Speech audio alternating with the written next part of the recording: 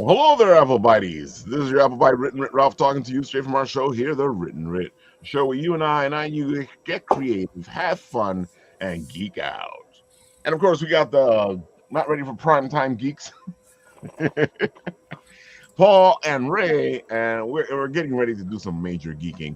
I gotta say, Ray, we were talking in the green room, and you have been everywhere, brother. I am trying to be like, as the late Chuck Norris would say, or his friend would say, rather, Mr. Bruce Lee, be like water. Just be flexible, fit in where you can, just everywhere. Exactly. How are you doing that? Because there's times I'll see you like two times in the same day. I try to, after hours, I try to put in at least 2 hours a night. And the goal is, if I'm not on a stream, I'm doing something else prepping for the Kickstarter. Look, Kevin's saying, Ray's on my show next month. Man. This guy is awesome.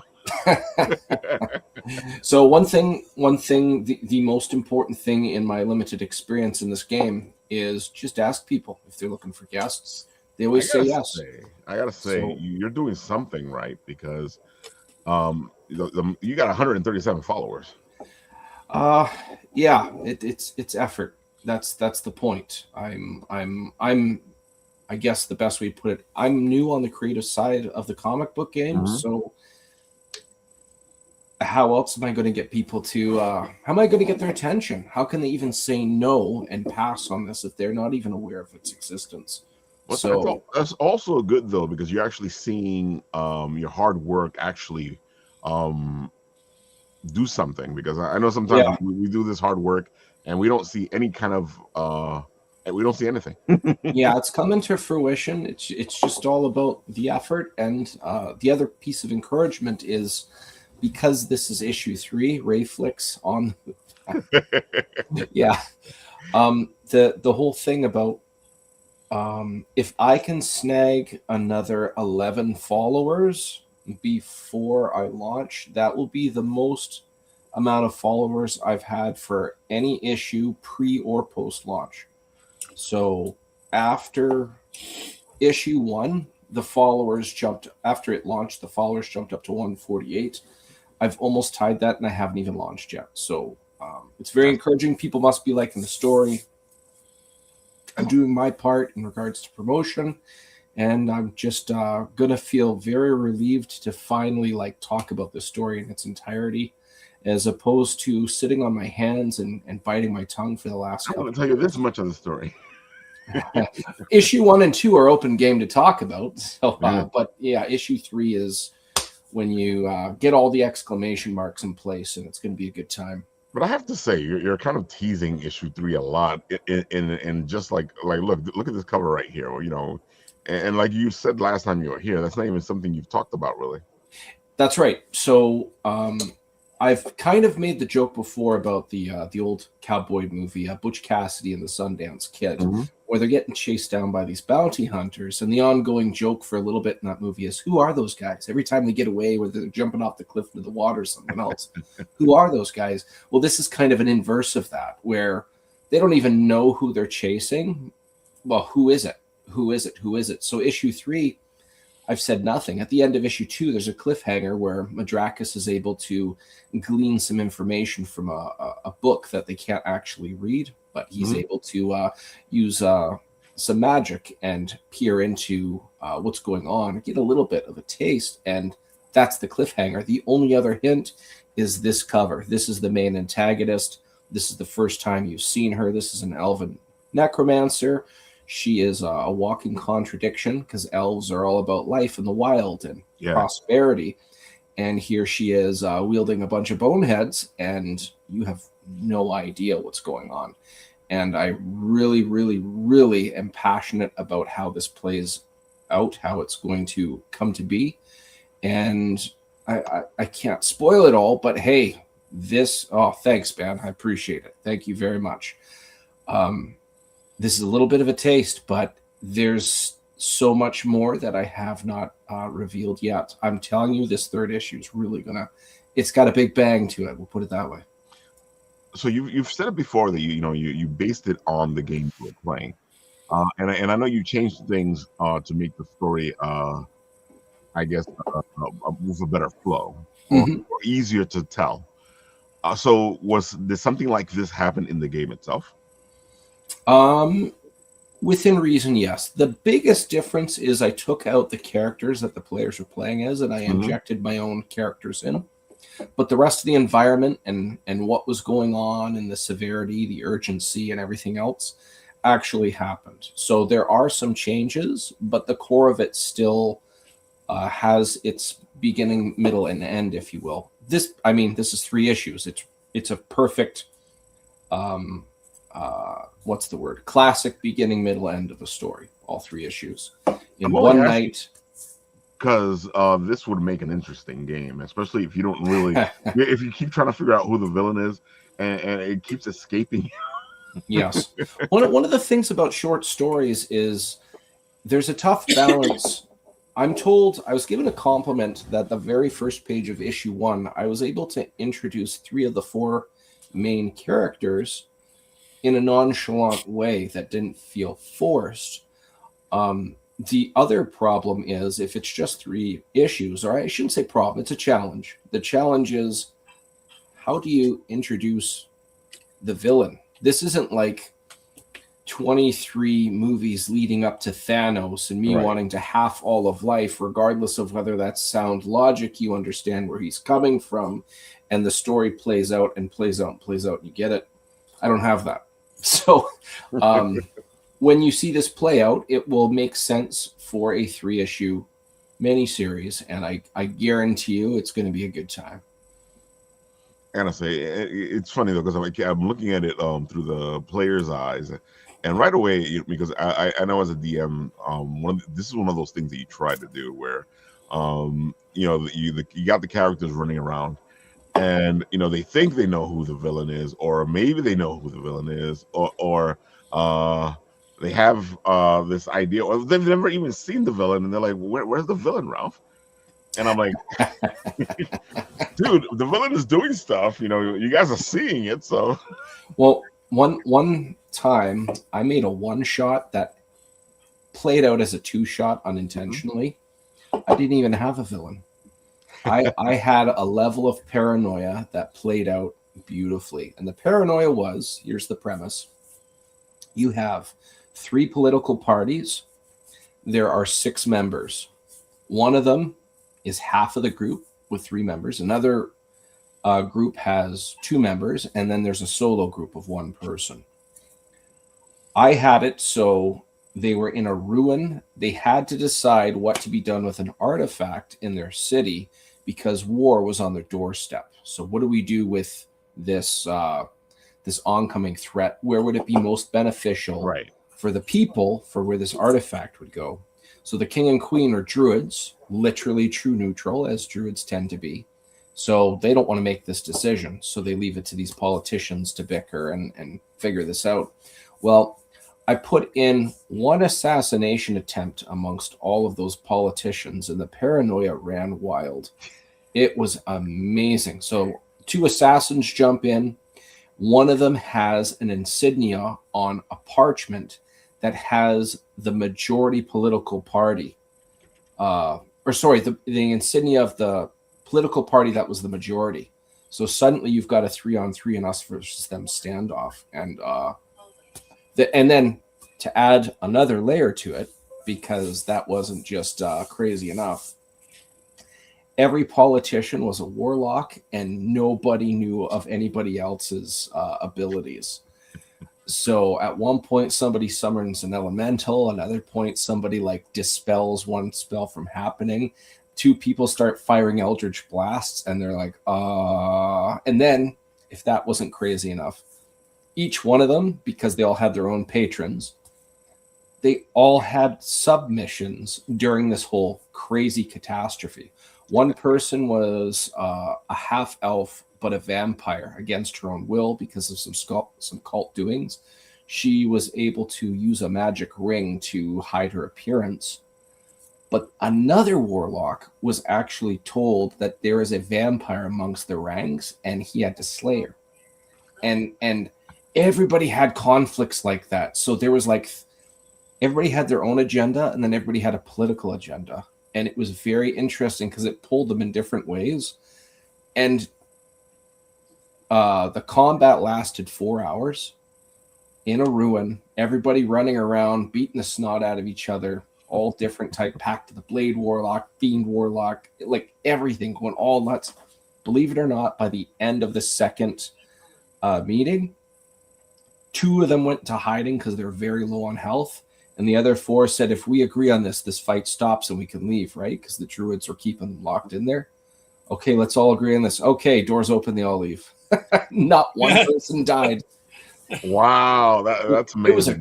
It was a very good, and no villains, right? It was very good. So Kevin's saying, is there a release date for the launching? April 16th, my man. It's coming close. 3 weeks approximately. It's coming real quick. All 3 issues will be available.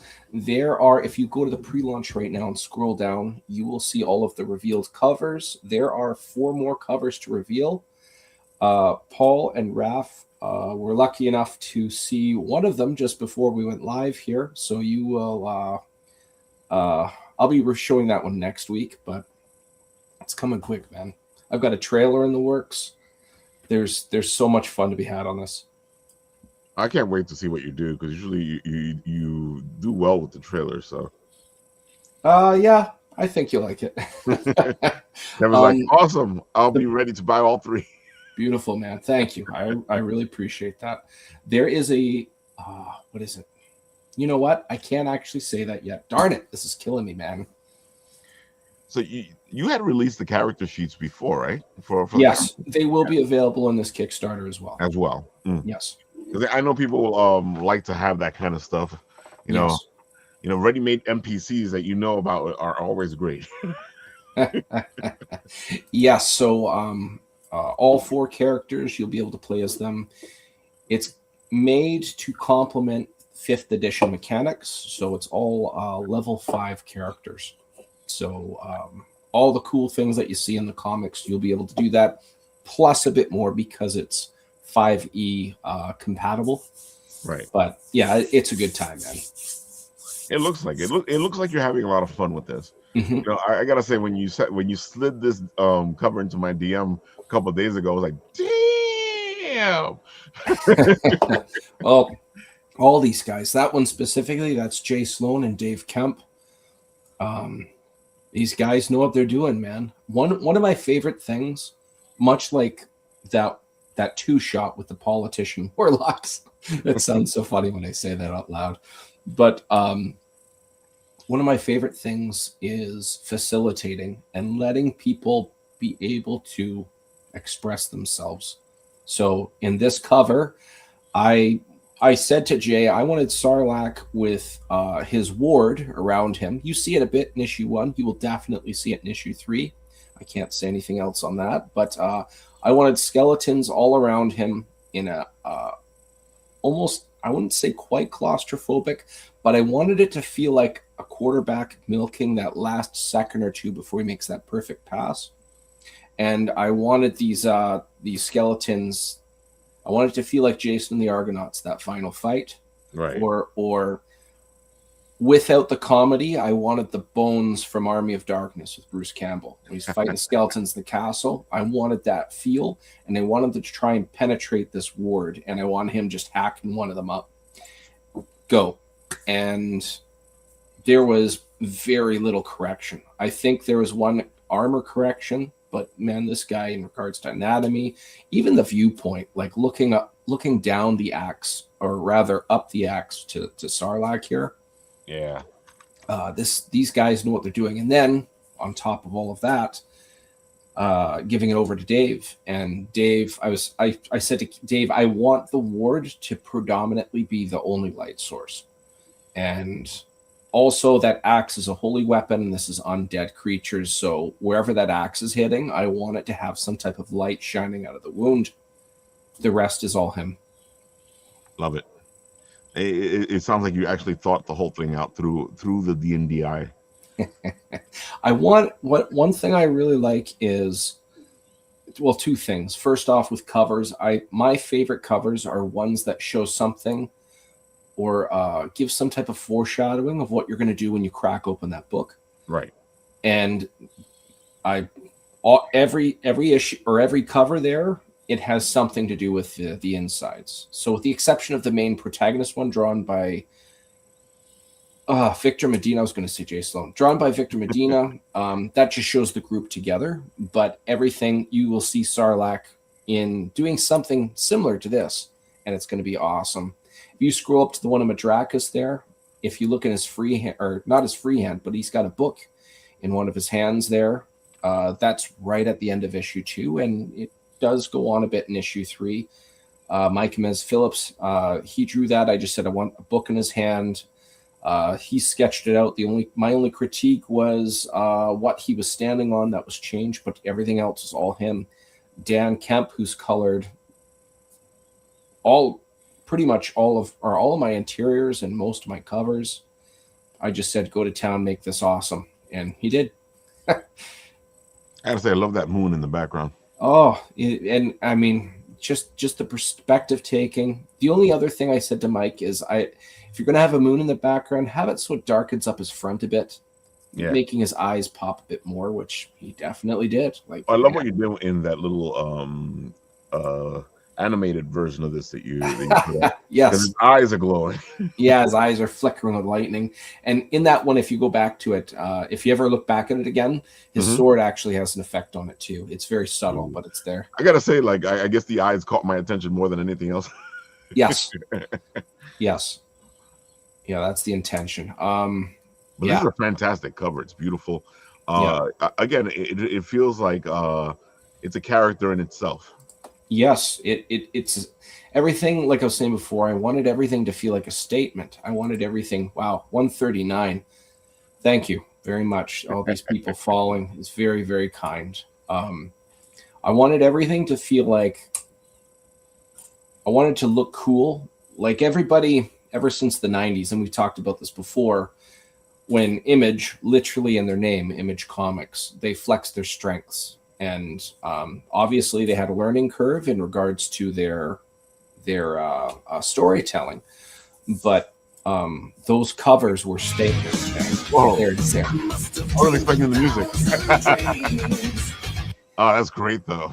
Yeah. I wanted to show the audience what we're talking about. Yes. But that one there, I wanted the impression that Image did when it hit the ground running in the early 90s. Yeah. I wanted the covers to feel like it, but also I wanted it to feel like classic tales. And I've used this example before. I believe it's Amazing Spider-Man number 56. Thanks, man. I agree, Kev.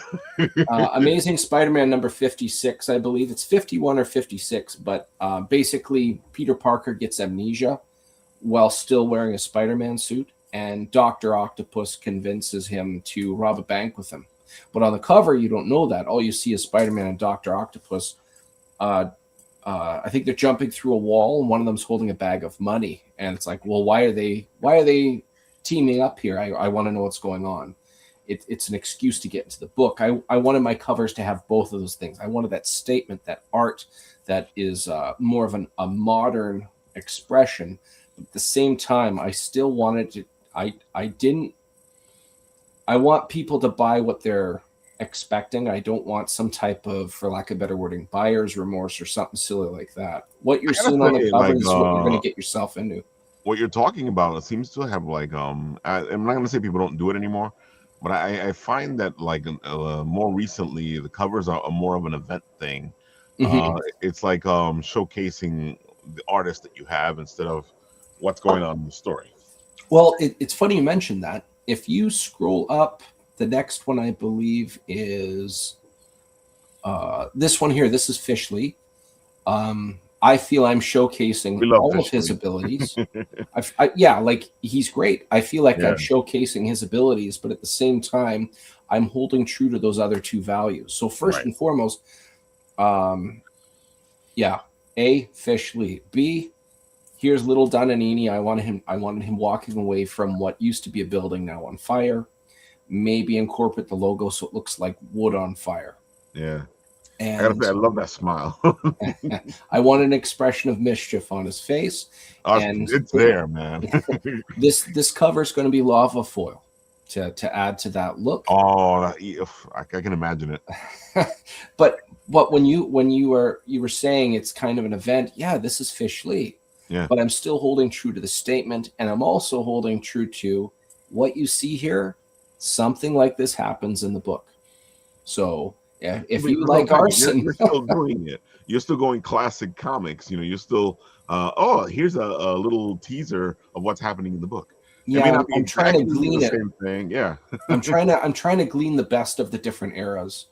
I'm not saying I'm the expert or perfect at it, but I really want to make that effort of people that miss an old style. Well, they'll see it here, but it's obviously modern as well. I wanted the both, the good story, the good art, the combo, the relatability, the whole package to the best of my facilitation. Good job with it, bro. Yeah, if you go up again one more, you'll see Chaz go. This is done by somebody known as Pog's Art. Pog's Art, you can find on Facebook and Instagram. Each of those, he has over 175,000 followers. He's never done a cover for a comic before. This was colored by Dave Kemp. Everything white in that cover is going to be glow in the dark. Cool. So, yeah, I already knew which cover I was getting before. We've been talking about this cover for a while. I already knew this is what I was going to get. So it's Pogs, he sent me two different layouts. I picked this one. The significance of this, because it's just Chazgo. Yeah, I know he's in the book. Chazgo, especially in the first issue, but also in the second, he's a very careful individual. His species of elf is vilified. They're killed on sight. He hides who he is, with the exception of the three other main characters. Nobody knows that he's this blue-skinned elf, this Arger. So in what I wanted in this glow-in-the-dark cover is I wanted it to look like he's not hiding, and it's just shown with body language. The very stern look on his face. He doesn't look worried, or he doesn't look like he's trying to hide. He looks like, okay, well, we got to wrap up this story. Time to get down to business. We got to get some stuff done. But yeah, Pog's Art and Dave, the two of them combined, it's just a beautiful work of art. It's magic. It's breathtaking. It stands out. Mm-hmm. As soon as I saw it, I was like, wow. And that was even before I knew it was going to be glow in the dark. Yes, it's going to be something. Phil, my shout out to Phil Publishing, my publisher. He says the glow in the dark fella that he uses, it's potent enough that it acts like a light source when you shut the lights off. Yes, it is, because I have the tragedy issue that's glow in the dark, and yeah, I used to have it in the background, but it's distracting. Because as soon as you turn off the light, it's a light source in itself. Like you can hold your hand up to it and it illuminates your hand. Mm-hmm. That's so cool, man. So I'm very excited to see what that looks like. Oh, I can't wait to see it. And I'm waiting for you to get the sample so you can go, Ralph, look at this. Yes, and if you scroll up again, talking about debuting artists. I've had him once before. This is Harv Salterras. We've already talked a little bit about this cover already. Harv Salterras, he did volume 2 of Ghost Rider. So the Dan Ketch era, that first year of that run.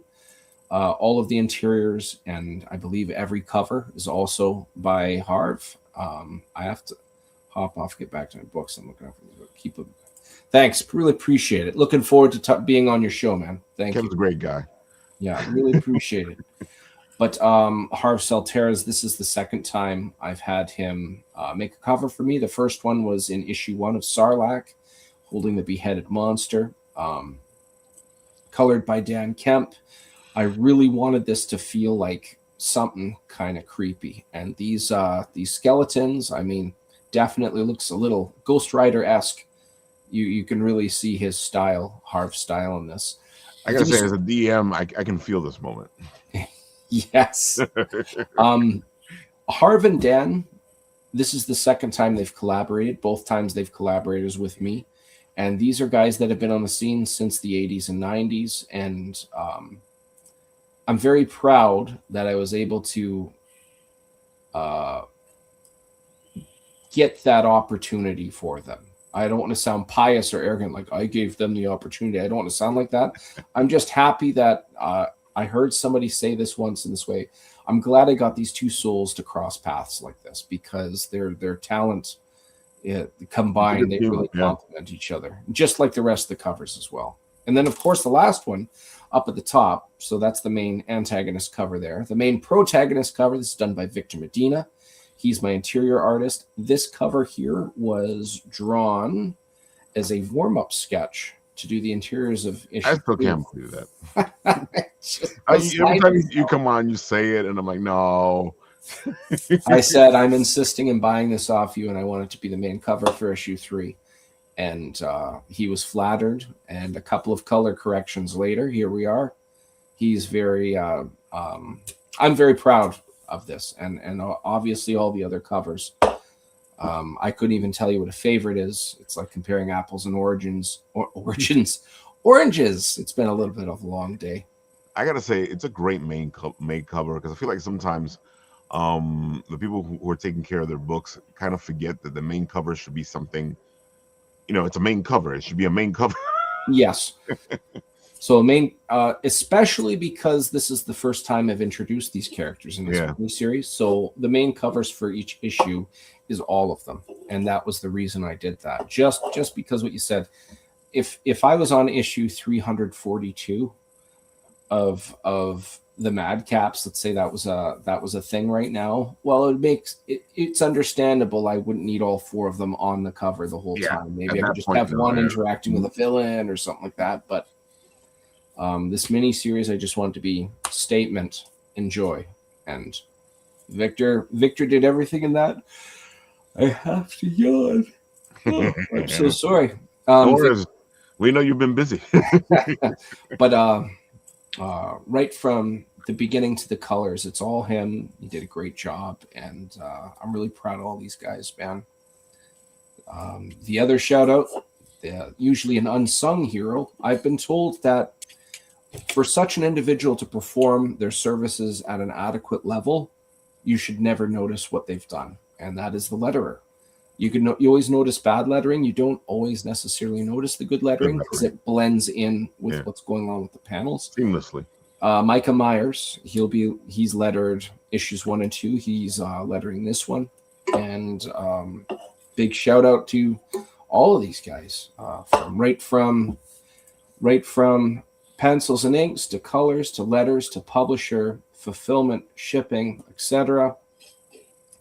It's going to be a good time, man. It's a team. Yeah, it's a really cool little dynamic to get this done. So awesome. It looks totally awesome, Roy. Can't wait for it. Should be really good. Thank you kindly. Yep. We've been looking forward to this. I'm surprised you haven't done a tier with some dice in it. You know what? Dice, it's a different animal. It is considered. We have friends that have done it, and I've heard stories. Yeah, it's don't get me wrong. I'm an amateur dice goblin, like many other people. I have my share of dice, but my main focus, we'll have some of the add-ons from the other. Man, do you think I can English? Let's find out. We're going to have add-ons from the other campaigns for the other issues. Right. I've got 4 more covers to show. I think I told you guys that already. Yep. I can't say anything about that. We've got the map. We're going to have T-shirts and we call them parchments, but they're actually just blankets. But cover art is going to be on these things. We got some really cool stuff. And those blankets are great because I saw one when I was hanging out with Phil. So. Oh yeah. Yeah. Right on, man. You know what? Hold on. I was like, this is soft. This is nice. Yes. Hold on. There we go. This is one right here. Look at him, full screen, man.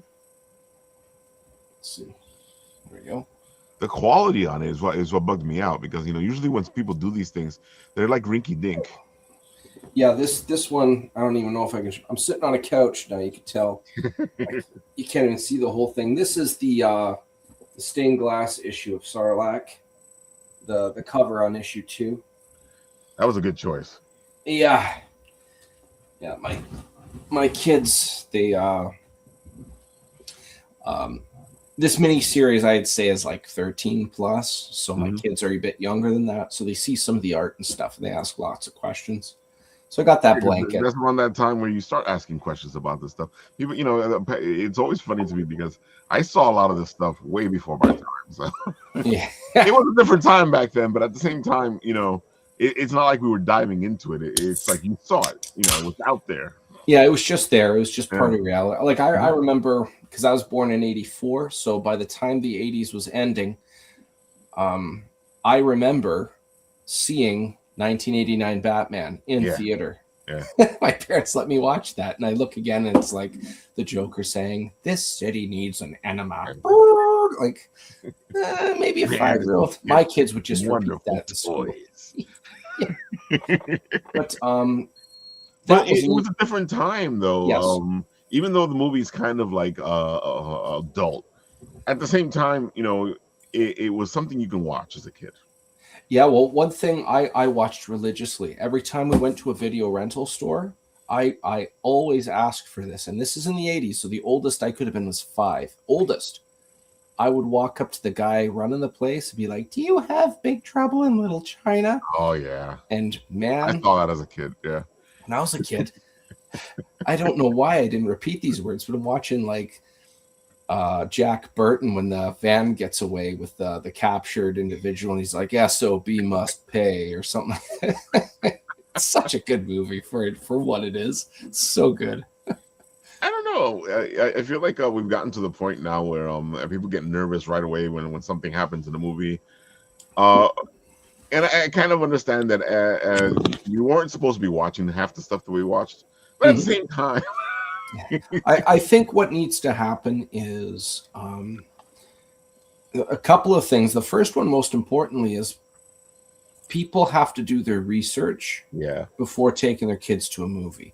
The best example of this is the idiot parents that did not do their homework, looked at just the movie poster in, I think, 2004, 2003, and took their children to watch Team America World Police. Oh, marionettes.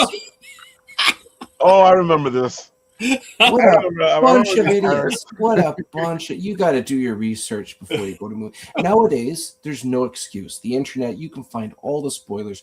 You can go to Internet Movie Database, imdb.com. There's a parental guide. It will talk. More importantly, we're all going to have different filters and tolerance levels for children. The parental guide in that, it'll tell you exactly what it is. So it's up to you to decipher, you know what, that's fine with my kids. Or, you know what, I'm glad I found that. We're not watching that. But that's always been the case, I'm saying a lot of what we watched when we were kids. But at the same time, our parents knew. Our parents knew what we could watch. Sometimes we would make mistakes, but that's parenting. I should have never watched what the hell movie was it? Scarred the hell out of me. The Exorcist, when I did. You know what? I haven't seen that one yet. So it's on my list. There's some I haven't seen. There's I saw that shit as a kid, and it's scary shit. Yeah, nightmares for like the rest of your life. Yeah. From what I've read, my father he told me he doesn't watch horror movies much, but him and his friends went and watched when it was new in theater, Texas Chainsaw Massacre. He said at one point I almost walked out. He says, I watched some people walk out. I almost did it. I didn't, but it was up there in scary stuff. Well, that movie was intense. I did that with Jeff Goldblum's The Fly. Yeah. It was so bad. I mean, it's one thing to have gore, but like disgusting gore for no reason. I don't want to have like popcorn throw up on me. It's not. I think what makes it worse is that I saw The Fly as a kid, the original Fly. Oh, and then when you saw the Jeff Goldblum Fly, when you saw the Jeff Goldblum Fly, you were like, "What the fuck?" I think I'm going to throw up on my food before I swallow it. And it's so funny because if you guys are Jeff Goldblum fans, you should watch The Fly because it's Jeff like you've never seen him before. Mr. Goldblum. Oh man, but yeah, going back, I always expect the quirky Goldblum. I'll put it this way: I never seen an audience leave so fast after a movie was done. I mean, usually people stick around for the credits. Yep. I mean, as soon as it said the end, theater was clear. Well, I'm just going. I just looked up on the Parents Guide on IMDb.com for Team America World Police. Like, imagine if IMDb was as relevant as it is now, and anybody could just bust out their smartphone and access this data. There's no excuse. But like, I'll give you a good example. My parents heard that Terminator 2, when it was in theater at the time, was a brilliant film. And I mean, history is played out, and most people would agree with that statement. Yeah, but my parents, fantastic. Yeah. My parents took me and my brother to it, and I would have been like 7. My brother had like 5 years of age on me. Well, it was in the summer, so 4 years. Mm-hmm. So he's like 11. We're not even teenagers. And my mom asks the person that we're buying the tickets from, is there anything that my kid shouldn't be seeing on this? And well, the guy says, well, there's the obvious, there's violence and gore. The gore isn't too bad, but there's lots of shooting and stabbing through the head, blah, blah, blah, blah, blah.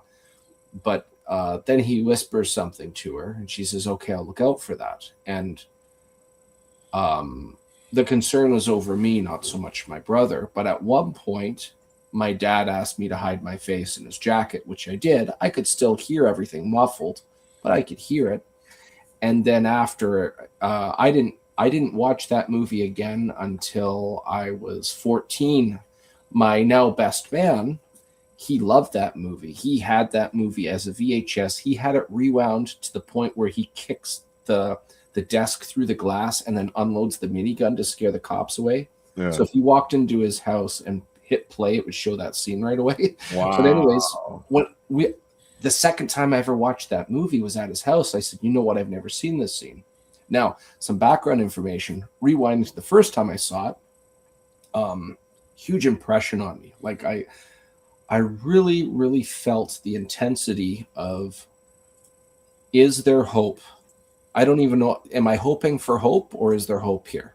Yeah. And when the T-800 gets that bar through his back and the power circuit shut off, I'm 7, 8, and my reading capability, I mean, it's not adult proficient. I can read, but when it showed through his eyes, when it boots back up, and then I could tell, oh, there's new circuits for power. I could see what they were showing. They didn't have to write it out per se. Right. And then when he picked up the gun and it shows him analyzing it, even though the words go by relatively quicker than what I could process for that age, I'm like, oh, there's a chance. Okay. And I really loved how that played out. So anyways, after that movie the first time, I'm sorry I'm saying this kind of shuffled in chronological order, but anyways, when that movie was finished, and I thought, wow, that was really cool, left an impression on me. I never saw the first one, so I didn't have context rather. But technically speaking, the first movie is a whole different animal. Yes, that's true. But after the movie, we're all sitting in the car going to go home. This was like 2 p.m. or something like that. My brother asked about the scene that my dad hid my face from. And my dad said, that's what happens in a real war. And it was the Sarah Connor dream. Mm. And my brother, I'll never forget this, he starts crying right away because he had no context. He's never seen anything like that before. Right. Somebody getting thrown to pieces by fire and force. And then when I saw it, when I was 14 and I finally saw that scene, I'm like, wow, that's intense, man. I'm glad my parents hid my face for at least that. Maybe they shouldn't have taken me that movie, but they were smart enough to be like, yeah, you don't want to see this scene. It's funny that you say that because I remember the day after the miniseries, and that was intense and it was on television. and, and you sit there going, But again, I feel like the whole era was different. Everything was different, you know. But my point is, my parents were smart enough to ask, "Can my kids watch this?" Now there's no excuse. I go back to the Team America joke. Like there was no excuse then. There's definitely no excuse now. My parents were smart enough, pretty much 35 years ago. There's no excuse, you know. It's so funny because, you know, and you're right, you know, if you have good parents, you have good parents. And it kind of reminds me of being in gaming stores as a teenager. Yeah. And these parents would come in with these little brats, because that's what they were. And the brat would be like all over the store, and then they come to with the parent, and they'll get something horrible game, and the freaking person, the vendor will be like, dude, you know this is not for kids, and they're like, whatever, shut up, you know, we want to, you know, and they would buy it for them anyway. And these are the same parents who would get upset when they found out later on what their kids were actually watching and playing. And I'm like, dude, you were warned ahead of time. You know, I don't want to hear this that nobody was warned, because I was in those gaming stores, because we spent a lot of time in those gaming stores. And those guys did their jobs. They warned these parents as these, you know, dude, this guy's maybe a little young for this. You know? Yeah, there's nowadays, you're going to do what you do, but I can't imagine setting a child up for tears as they see Goro rip Liu Kang's spine out. I died again. You just, it's those Team America parents, man. That's the phrase. That was one of the games too. It's like the parent came in, we're looking for that game, the fighting game, Mortal Kombat. You know, who's this for? That's for my 8-year-old. I'm like, I don't think your 8-year-old should get. Look, I'm paying for them. I'm paying the money. Just give me the game. I'm like, oh, so good, so good. So many delicious tears, so little time. But it all comes. It's so funny, and it's a topic we cover here a couple of times. It's that concept of that parents don't want to really parent their kids. They want somebody else to parent their kids, and they only want to get upset when the person parenting their kid doesn't parent their kid right. It's a really tough dynamic, because in my opinion, at least half of that style of parenting, the individuals don't understand they're not parenting. It's very frustrating because it's the majority of it is not malicious. Don't get me wrong. There's parents like, I don't want to see my kids be babysat over here and stuff. That definitely exists. But I think a good chunk of it, people just, there seems to be a lack of inherited parental responsibility. Learned behaviors. Like, this is what you do with your kids. We have smaller households now, right? You know, you look at some cultures and the way they parent their kids, and they're doing something that I would never consider doing, but because of their culture, they're doing it, you know? So, I mean, everyone, you know, you kind of parent your kids the way your parents parented you, and it's kind of like a vicious cycle in a way, and it's tough to break that cycle sometimes, you know? So, yeah. And to add to that point, many families don't have a lot of kids now. Maybe it's one kid, where if you had a family of 8 kids, that oldest child is watching those parents raise those younger ones. So there's a lot of learned passive things that you just internalize. I have to do this with them at this time. I have to do that. There's no instruction manual for that first baby. That's why the firstborn is always kind of a little annoyed, where the thirdborn's getting to do this at this age. I wasn't able to do that until I was double their age and stuff like that, because the parents learn as well, right? But now it's just one kid. You know, it was just 2 of us, and I had the responsibility of raising my brother. You know, and I'm like, dude, I'm a kid here, you know, because they would come right after me as soon as he did something wrong, and I'm like, he did something wrong. Go talk to him. You're responsible. You're the responsible one. He's there. You go for guidance. You know, you got to set the example. Believe me. I was the baby, so I got away with it all. Yeah, no, that's it. Yeah, I mean, that's it. You know, the younger ones get away with murder. The older ones like gotta take the brunt for everybody else. It's like it's so funny. And one of those stories, like the parent is like, first baby, it's like they're doting over them, like wiping their mouth with like, napkins and everything, make sure they're clean, wiping the hands with antibacterial. And the second baby's like, I'll let him eat dirt. He's okay. Yeah, that's right. That was me. I was the dirt baby. Oh yeah, He'll be fine. Don't worry about it. that's right. That's what usually happens though, because most parents are paranoid with the first kid, and then after the second kid, they're like, eh. Well, After the second kid, every other kid after that, whatever.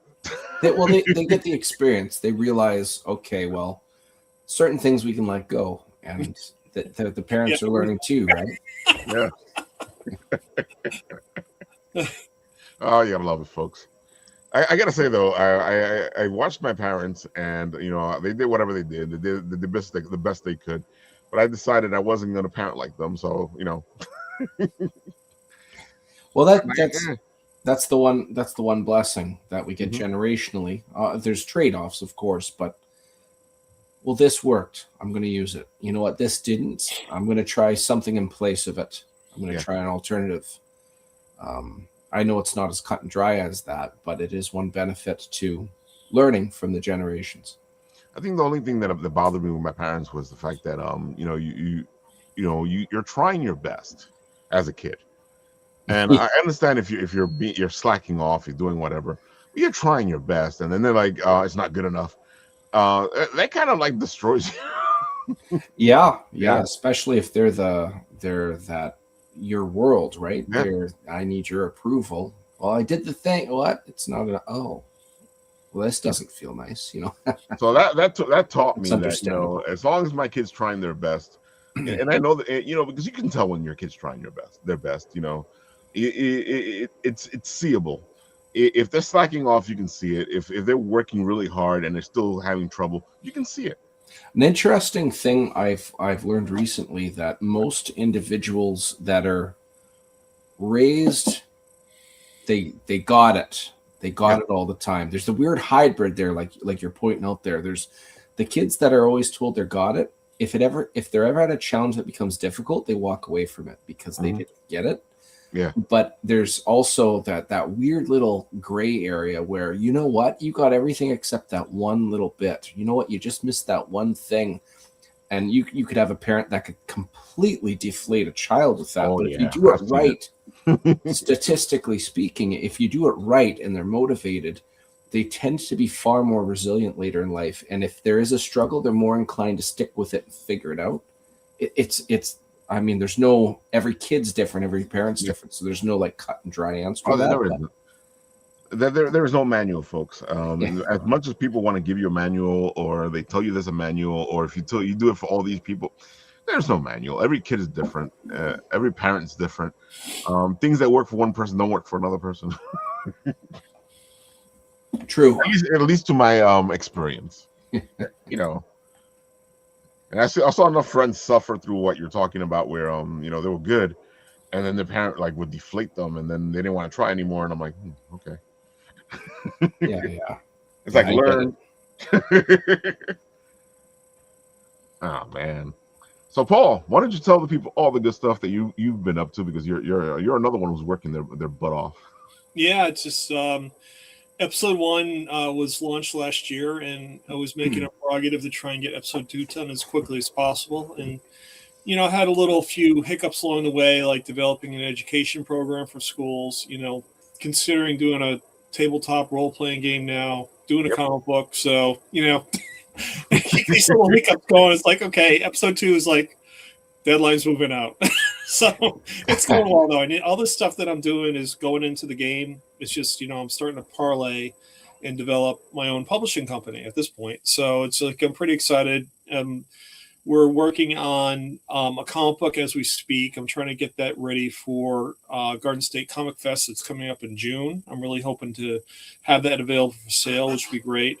And of course, we went to Long Island Tabletop now. Was it 2 weeks ago? Almost 3 weeks ago now, Ralph? And I don't know anymore. I I know it's such a blur. I mean, and then I weekend. figured, well, I could do a tabletop game. Why not? I got all the pieces for it. I just got to put together. So it's just like, how difficult can it be to build a game engine? I found out not that hard. So, so I developed this game. I think it's gonna be a lot of fun. It's like based on Trivial Pursuit as well as a role playing aspect like Dungeons and Dragons, and I'm intentionally making it so it sets up really quick because I've wasted so much money on dice and paraphernalia, and by the time I try to get a game set up for my kids and playing, it's like an hour wasted, and they're like walking away from the table. So the game I've got going is like you learn in 5 minutes, so you can play it in 2 and just have a blast. So it's really meant to be a lot of fun, really quick, and you learn some history as you go along. So it's really meant to be, from that standpoint, a good experience. But it's also incorporating what I call role play. So a lot like Dungeons and Dragons, where you have to use your imagination. You got to use your imagination for some parts of this game and figure out how to address a situation that pops up. And it's just not read a card, guess an answer type thing. So I'm pretty excited about that. It's really delving into different aspects. But, that being said, I get the comic book, get the role-playing game, and then I'm working on the computer programming after I get the comic book done so I can get up to finished, because I'm really excited about that. That is going to be a really good arcade game. I based it off Galaga. So you fly Amelia plane, over Kansas, over the transdimensional realm. You blow up the enemies and really have a good time. But it's also got a role-playing aspect too as well, because I have 4 characters now who are going to be featured in the game. So it's going to be Amelia Earhart. It's going to be Togo, the dog who ran the Serum Run in 1925 in Alaska. It's going to be a character we created for the game based on film noir characters from the 1940s, like C.M. Spade and Philip Marlowe. His name is Nick O'Time.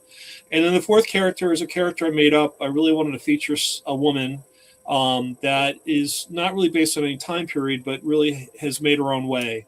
Her name's Maisie Smith, and she's a mechanic for Amelia, but she actually went to MIT and then graduate school at Caltech, where she learned a doctorate in temporal dynamics. So she's like creating warp speed engines and all this kind of stuff. So it's really cool.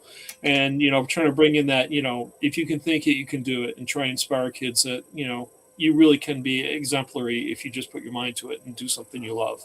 So it's that's really the whole premise. And I'm hoping that with episode 2, we'll have like little 4 characters rolling around, kind of like your cover, Ray, where you have, the Nintendo game. I'm losing my mind now, but Final Fantasy, and it'd be that kind of experience there where you're going to be playing along and you can actually play any of the characters and do a dungeon crawl through the Chronolith Fortress, which will be fun. So, oh, that sounds good.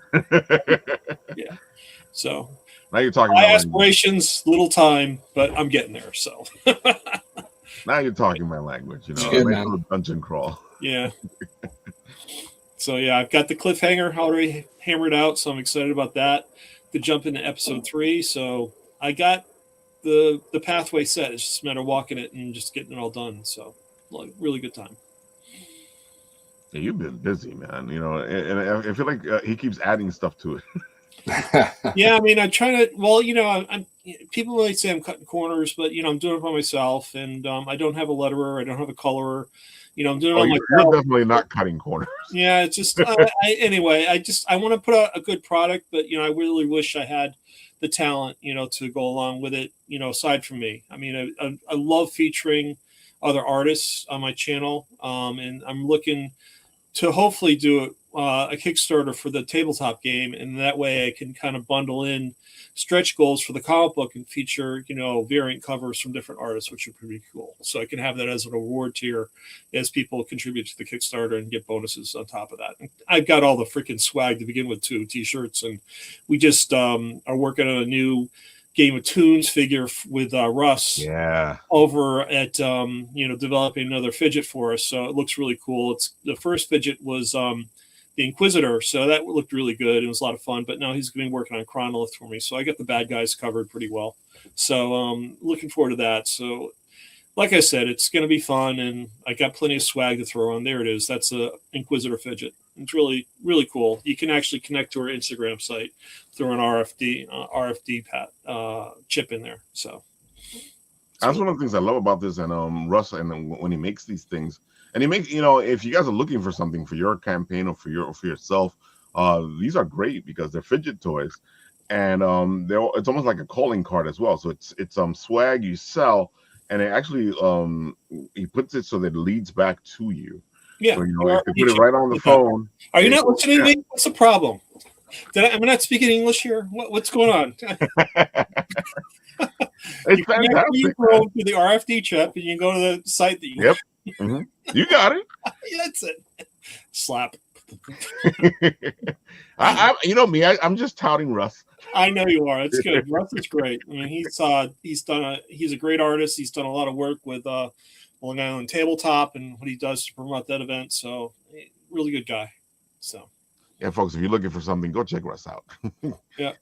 And that's not even all our friends, because the Shadow Man himself. Let's see, is it here? Is it farther up on there? I don't know if you shadow my page or not. I thought I had done Kaizen. Yeah, maybe it's on his page. It's on his page, I think. The Shadow Man. But yeah, this show's notorious for me spending money, so I just supporting Kickstarters, and then Shadow Rabbit and Russ at Game of Tunes, and then Wham Stan. It's just like, it's crazy. There it is. That's Nico Time right there. Oh, there it goes. This is Nick. Yep, he did Nico Time, which is really cool. And that's Frank DiStefano's guy too. Yep. I love Nick. No, Shadow's a great guy. He really is creative, and loves pouring his heart into his work, which is really a lot of fun. And it's so funny. You see the people putting their little memes here, like, "Here, take my money." Shut up and take my money. Scroll down, see if Kaizen's there, because that was amazing. You gotta go further down. I think is it further down? Is it further up? Is it? Yeah, he did. It's right there. Yeah, there it is. Yeah. Yeah, the way he worked the cape was really incredible. It looks like that skirt, that kilt is just amazing. Yeah. Does this guy does Kaizen is he always like improving himself? You got it, Ray. Thank you very much. See, you're picking up on my nefarious, subliminal messaging here. All right. Yeah, all my characters have some sort of background. So, I mean, he actually has a brother in a comic book, Teshuo, and Teshuo's name means obedient and dog-headedness or whatever. But basically, he's very strict in his thinking, and they're brothers. So it's a storyline, and I'm working on the comic that's going to be revealed. So I'm pretty excited about that too. Right on, man. Yeah, it should be fun. Trying to add depth of measure to what I'm doing, besides just, a time travel game. So I gotta say, I love the fact that you're diving into the lore. Yeah. Yeah, I got a whole thing with Axiom News Network. They're actually an intergalactic TV show that is actually dishing the Galactic Space-Time Consortium. So interesting. It's bringing up the whole point of yellow journalism and, bias in the news. So I'm trying to even touch on that. So it's kind of fun. Yeah, which we've talked about it a bunch of times. History is all that stuff, and I always feel like people are trying to like pigeonhole history into something else, because it covers so many things. Well, I was just watching. What were we watching? Oh, did you see The Chef with Jon Favreau?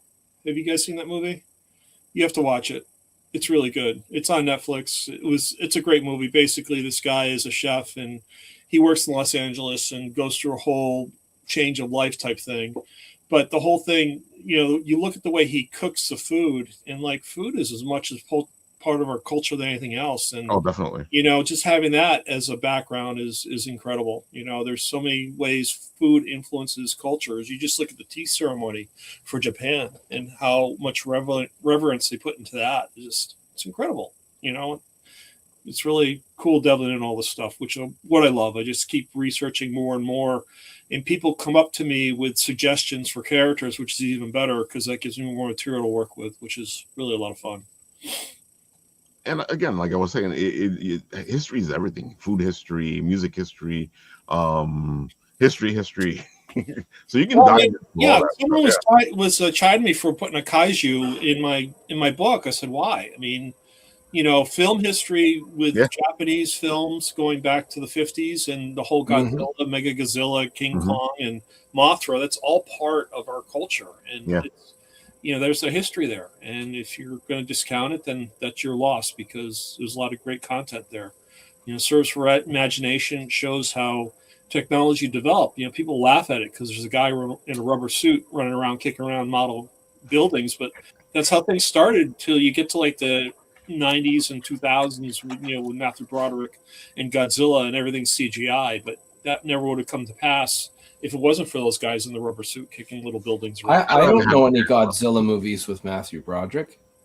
Not at all. There's no. I'm quite positive that there's no such movie of Godzilla. I see what you're doing.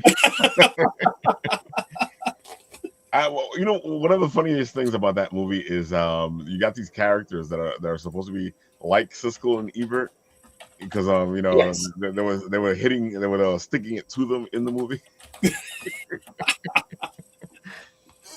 Somebody's out there going, "Who the hell's Siskel and Ebert?" I know. Tell me about it. Now we're really dating ourselves. Oh my god, I can't believe they've been gone that long.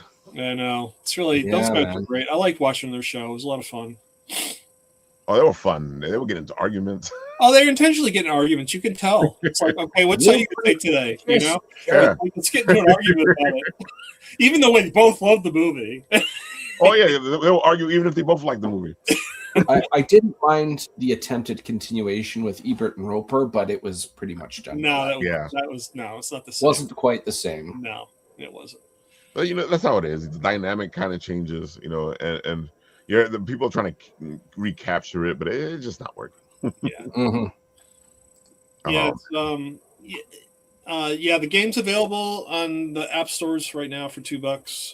So it's really, it's funny, when I started this whole thing, I started making a digital edition only because of the time, but then because I have to create animations for this second episode, that's why I jumped into the comic book. So I'm really excited about the comic book. I've got about maybe 10 pages left to do, and it'll be ready to go. So if I can get this done by the end of May, I should have it printed in time for the show by the end of June. So it should be good.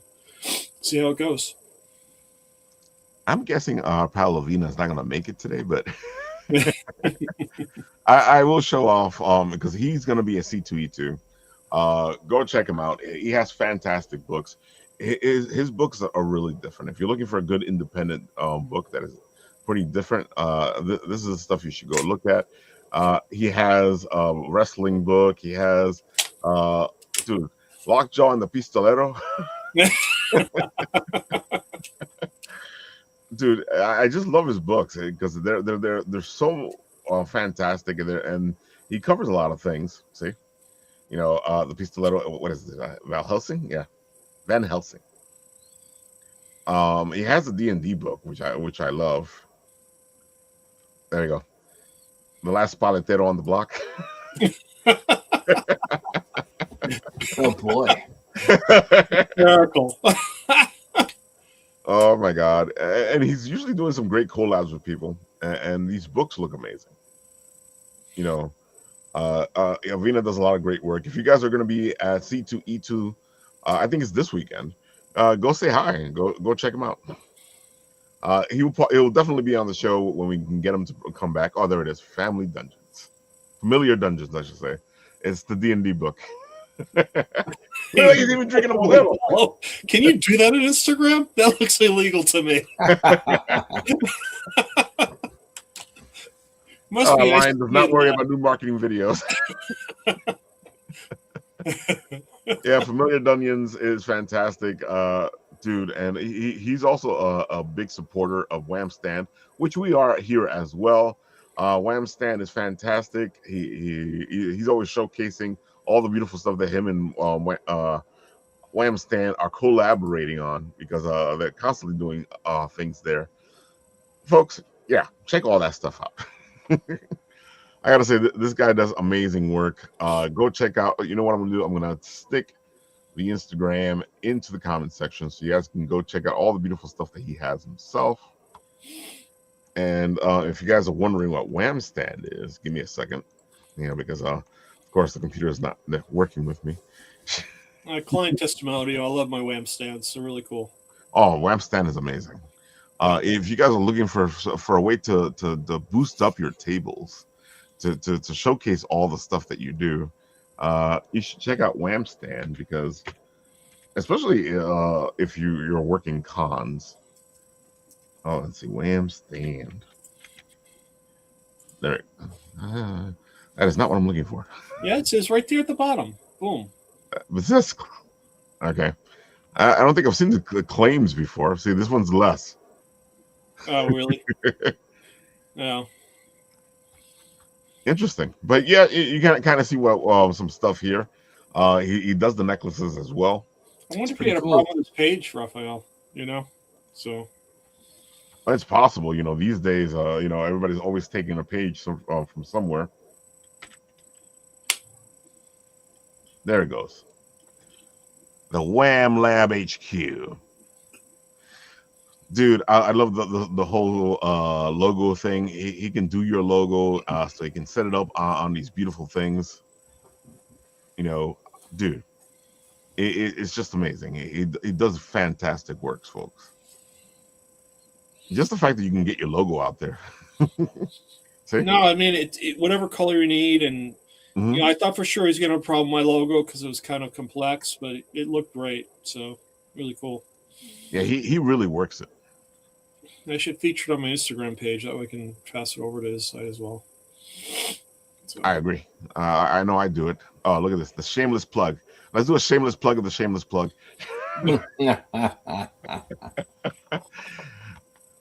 Yeah, of course, our pal George has his WAM stands. We had fun with them at New York Comic Con when we were showing off all the people that were there with WAM stands. And I like the fact that he's constantly doing something new. So he's changing things up. He's always working it, I like that bin. That's kind of cool. See, we have more than like one copy there. Yeah. Here's the stands. He does all this stuff himself. Hey, fine, don't show it. Here it is, the spinner rack. Oh, nice. That's really cool. Yeah, this on a table really helps you out because most of the times when you're doing the cons, your books are lying on the table. This actually puts the book up, puts your logo on the stand itself, and then you can show off your book, and it catches the eye from across the room. And you can play with it when you're bored, which is good. I agree.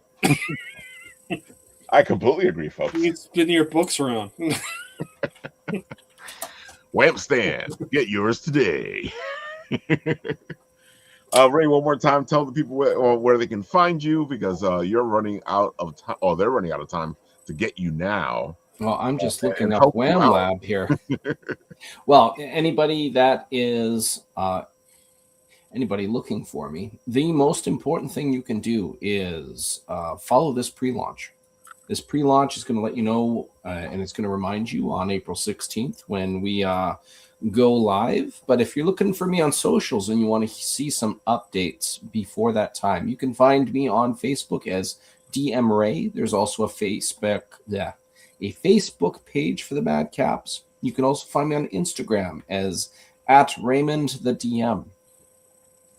Those are my main socials right now. But most importantly, if you're listening right now, and I've said this a million times now, if you have friends that you don't get to see as much as you used to for responsibility, job, wife, kids, me, I moved across country. If any of that resonates with you,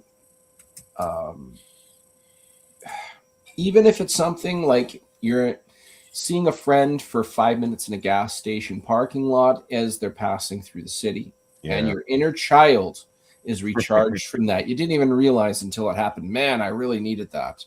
This book is an homage to that caliber of camaraderie. It's told with the theme of fantasy through the medium of a comic book. And if anything I've just said resonates with you in any way, click on a follow. I guarantee you it's going to be a good time. Stay tuned. And I look forward to finally giving this cool story the big exclamation point that's about to happen. Hell, even if it doesn't resonate with you, click on the follow because the first issue, second issue were great. So Oh, Thanks, man. definitely. Appreciate it. you don't Yeah, have to worry folks, about any kind of we've already resonate. read it for you, so we can tell you that it's great, so you can go get it. So go get it. Awesome. Really appreciate it, man. Yes. Ray's a great guy. He does reviews of other people's books as well. You should check that out on his site as well. I actually have a couple of celebrities that I've done some reviews for now. Nice. Doug Markida of Forged in Fire. He's the guy that says your blade will kill. He had a book come out called Lineage, which is about two brothers wound up with a Filipino cult, and the narrator of the story is a blade. It is pretty wild. I've got a review for that out now. I will be, in the not too distant future, be releasing a review for Matthew Scholefield's Steamroller Man. Matthew Schofield, if you recognize that name, you probably watched a lot of The Simpsons. You'll see him on the credits. He's one of the editors. So if you stay tuned, follow me on Facebook, and you'll see all these cool reviews as they come out. I'm just about to work on Papa issue 1. That's going to be review number 48. So it's a good time. I'm enjoying reviews. Papa, great book, folks. Go check it out. He needs some follows. Go to his page and get him some follows. He's trying to get to 100. He's really close, actually. Yes. Come on, let's get him to 100. Now. I can find out for you right now. You guys talk, and I'll go get it. He's at. Oh, you can tell me. Good. Yeah. I don't have to look for it. He's at 87 followers right now. 87? Yeah. Yeah, that's pretty good. He's like right there, folks. Come on. You know what, Paul? Can you give me the link and I'll put it up here so people can go check it out? Now you're asking me double duty. Give me 1 second. I'm immature, and you said duty. Duty. You got to put in the private chat, Raphael. There we go. I pressed the link and I've shared it with you guys. Go help Papa out. It's a fantastic book. The ending of the first book alone, you guys should go check it out. Yeah, it's I've read the script for all 5 issues. I've done a review for all 5 very vaguely. This next issue I do will dive deeper into issue number 1, and there's a big setup for this. My best description of this movie is Gran Torino meets Nobody. That is okay. I see it. The real dynamic of no matter what age you are, you can do something for your family. Yeah. And when you have an old man that's tied up between an assassination attempt and the mafia, sometimes it's shocking what a guy can do for his family. And this has been an excellent twist. Book. Yeah, it's family. This book is all about family, and the twist at the end, which you need to buy it to see what's going on. But this is going to pick up, and you want to see an old man fight the mafia, this is the book to watch. Old Man versus the Mafia. Oh, it's great, man. Nobody with what's his name, who played Better Call Saul, meets Gran Torino. That's the premise. Old man versus mafia. What's there not to like out of that statement? Exactly. You want to see it. Go check it out. Go help him out. He's at 87. He only needs 13 more to get to 100. And 100 is a good place for your Kickstarter to start. It gives you a great place in the algorithm. Yes. You know what? I think I'm going to bring a couple of the Kickstarter people on so we can talk Kickstarter. I'm gonna hit them up. That'd be great, because that way I can start to get some feedback in terms of what I need to do. So I really want the tabletop game to take off, which would be cool. All right, folks, help Paul out. Get him a team. He needs a team. Help Ray out. Get him some more followers. But let him get to 150. Yeah, that's the goal. If I can get 150, that's an all-time record for me.